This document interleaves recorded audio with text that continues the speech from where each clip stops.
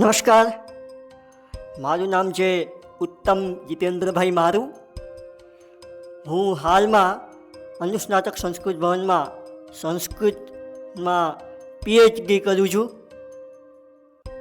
અને મારો પીએચડીનો વિષય છે માનવીય સમસ્યાઓ કે નિર્મૂલન में શ્રીમદ ભગવદ્ ગીતા કા યોગદાન.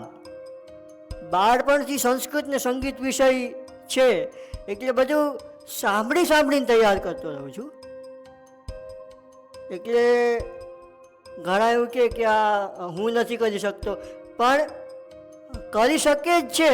કોઈ પણ અંધ વ્યક્તિ હોય એ બધું કરી શકે છે. નોર્મલ વ્યક્તિ કંઈ કરી નથી શકતા. એટલે મારાથી નહીં થાય, મારાથી આવું નહીં થાય, પણ હું તો કરી શકું છું, પણ એ બધા વ્યક્તિઓ કરી નથી શકતા. પણ એવું શા માટે થાય છે કે આપણે હતાશ થાય છે, માર્ગદર્શન નથી મળે.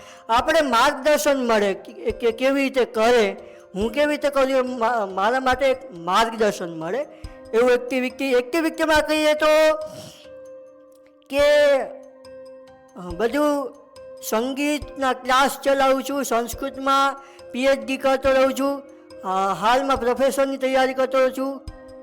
એવી રીતે GSET, UGC net, GSET, UGC net, GPSC વગેરે ક્લિયર કરી છે અને હાલમાં પ્રોફેશનની તૈયારી કરતો રહું છું.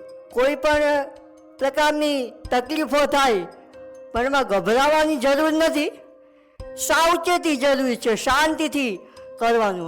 હું કોઈ પણ સંસ્કૃત શ્લોકો કંઠસ્થ કરું એને એવું મેસેજ આપું કે એક ચરણ 5 વાર બોલવાનું, બીજું ચરણ 5 વાર બોલવાનું, 2 ચરણ 5 વાર બોલવાનું, પછી ત્રીજું ચરણ 5 વાર બોલવાનું, ચોથું ચરણ 5 વાર બોલવાનું અને 2 ચરણ 5 વાર બોલવાનું અને આખો શ્લોક 5 વાર બોલી જવાનો. એટલે બધા શ્લોક કંઠસ્થ થાય.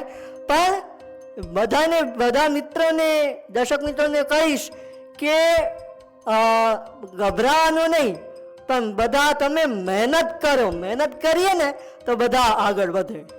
યદા યદા હિ ધર્મસ્ય ગ્લાનિર્ભવતિ ભારત અભ્યુત્થાનમધર્મસ્ય તદાત્માનં સૃજામ્યહં પરિત્રાણાય સાધૂનાં વિનાશાય ચ દુષ્કૃતાં ધર્મ સંસ્થાપનાર્થાય સંભવામિ યુગે યુગે.